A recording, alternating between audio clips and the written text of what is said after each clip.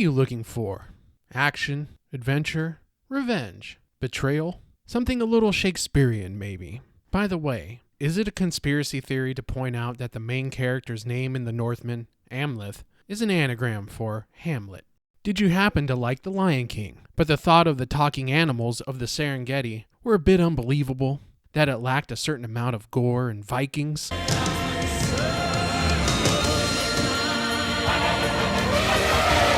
The Northman showcases the feral man at his finest. Emotions are whittled down to their bare definition: vengeance, love, honor, paternal duty, spirituality, and the meaning of sacrifice.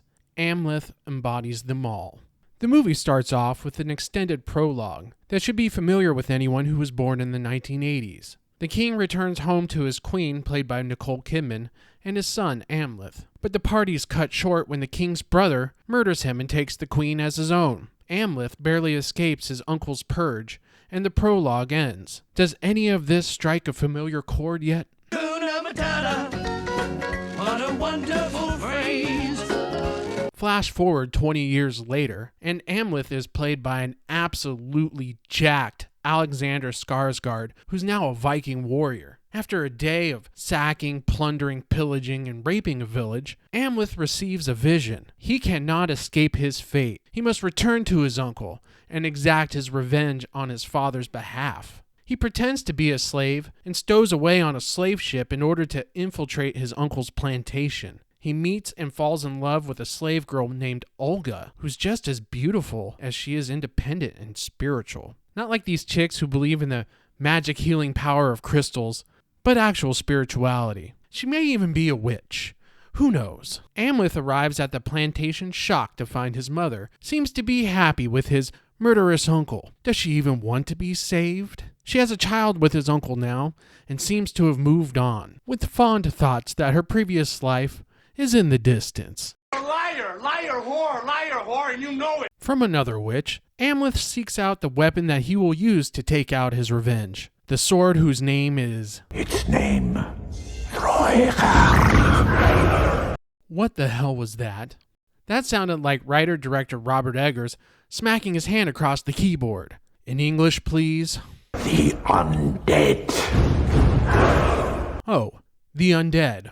We'll go with that. The 1-minute backstory given to the sword known as the undead makes this blade absolutely mythical and launches the spiritual nature of the Northman into overdrive. Naming a weapon is cool. Giving it a specific purpose is cooler. Giving it a spiritual nature, well, now you're cooking with gas. Yet the blade has rules. It must be unsheathed in the black of night or risk opening the gates of hell. Bad ass. Amleth wreaks absolute havoc on his uncle's men, while also rising through the slave ranks. He promises himself to Olga when she's given to him as a prize, after he saves his half-brother from death. Soon he will have to make a choice, spare his kin, or save his future progeny. The Northman explores the darker, simpler desires in man's animalistic nature, and it's accompanied by great cinematography by Jaron Blaschke. One scene can be muted and gray in tones, only for the very next scene to pop with a vibrant color palette. Black backgrounds are carved out by hellish red lava. Muted landscapes juxtaposed with brilliant lights, and glowing Valkyries donning red robes. The score from Robin Carolyn and Sebastian Gainsborough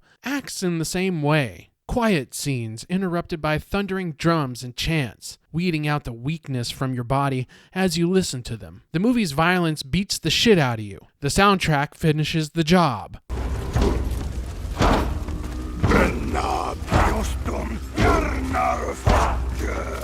Once again, Robert Eggers' direction marks him as a true talent, understanding and commanding the various ranges of his actors, never asking them to go beyond their talents to achieve something only he can envision. Everyone from Skarsgård to Nicole Kidman to even the cameo by Bjork have fully committed to their role and what is required of them. Skarsgård comes off exactly how you would think a berserker falling in love would.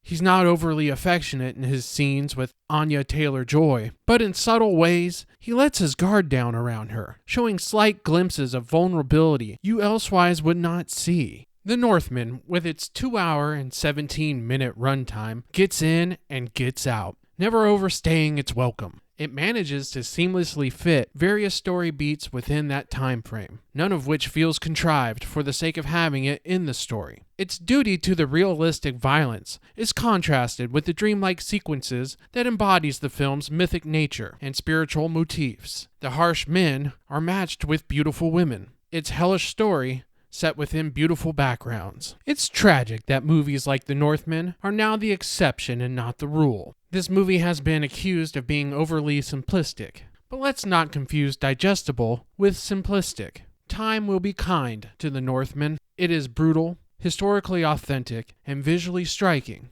Everything and everyone in the picture is unapologetic for who they are. Hell, even the mud in this film looks pissed off. If you buy in early to the Northman's tale, you're going to be taken along for a journey, and it's to Valhalla for everyone on board. I'm out of here.